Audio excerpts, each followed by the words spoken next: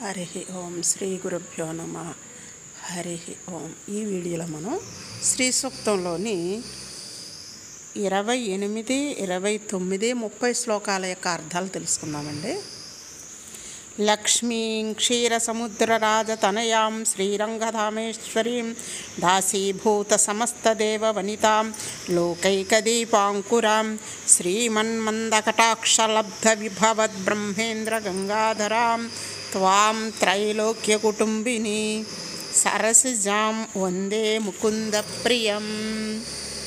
సిద్ధలక్ష్మీర్మోక్షలక్ష్మీ జయలక్ష్మీ సరస్వతి శ్రీర్లక్ష్మీ వరలక్ష్మీశ్చ ప్రసన్నా మమ సర్వదా.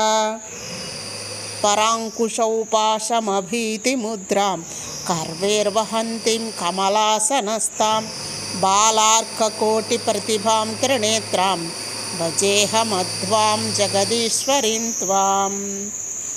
ఇప్పుడు అర్థం తెలుసుకుందామండి.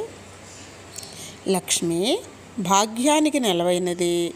క్షీర సముద్రరాజతనయాం క్షీర సముద్రరాజు తనయగా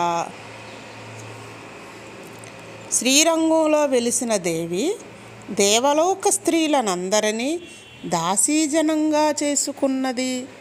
లోకానికి ఏకైక దీపంగా భాసిస్తూ ఉన్నది.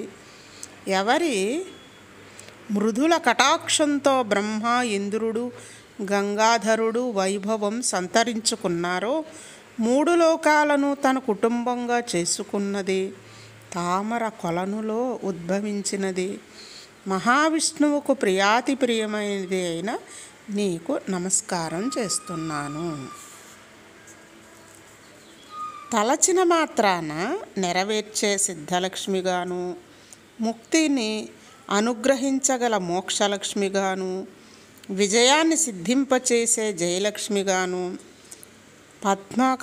పద్మకాసారంలో ఉద్భవించినది, సంపదలిచ్చే శ్రీదేవిగాను, వరాలు ప్రసాదించగల వరలక్ష్మిగాను విరాజిల్లుతున్న నీవు సదా సర్వవేళలా నాకు ప్రసన్నురాలువుగా ఉందువుగాక.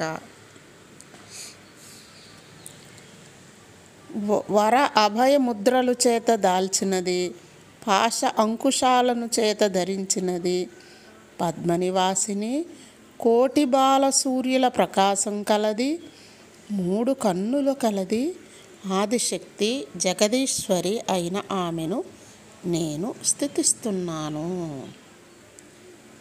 ఈ శ్లోకాల అర్థాలను వినండి. అందరికీ షేర్ చేయండి, సబ్స్క్రైబ్ చేయండి. షేర్